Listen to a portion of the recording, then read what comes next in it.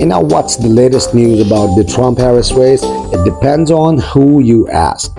Over the past week, Americans were more likely to hear news about former President Donald Trump than about Vice President Kamala Harris, according to the Breakthrough, the CNN polling project that tracks what average Americans are actually hearing, reading, and seeing about the presidential candidates throughout the campaign.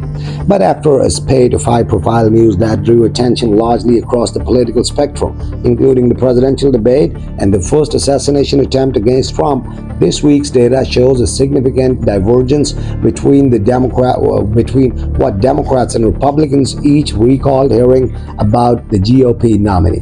Republicans focused more on the assassination attempt against the former president in Florida earlier this month, while Democrats continued to say they were hearing more about his baseless claims about Haitian immigrants in Springfield, Ohio. In the most recent survey conducted September 20 to 23 by SSRS and Verisight on behalf of a research team from CNN, Georgetown University, and the University of Michigan, 3/4 of Americans said they'd consumed at least some news about Trump, slightly outpacing the 69% who said the same about Harris. That's a shift from late August and early September, when roughly equal shares recalled hearing news about each of the candidates.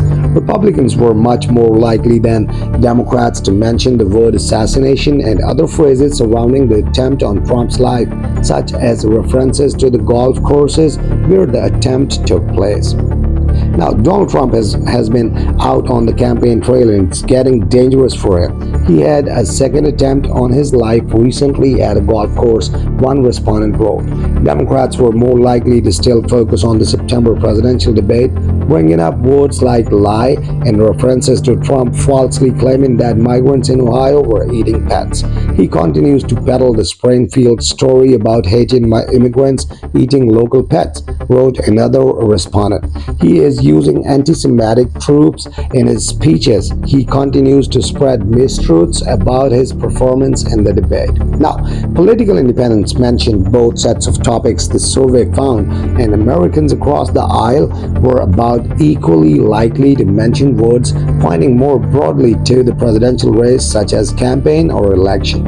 Some of the disparity between Democrats and Republicans may stem from a difference in the media sources consumed, but it may also reflect differences in the news stories that resonate more with each group. As well, the way partisans on each side are likely to describe those stories when asked, which often reflects their own political sentiments.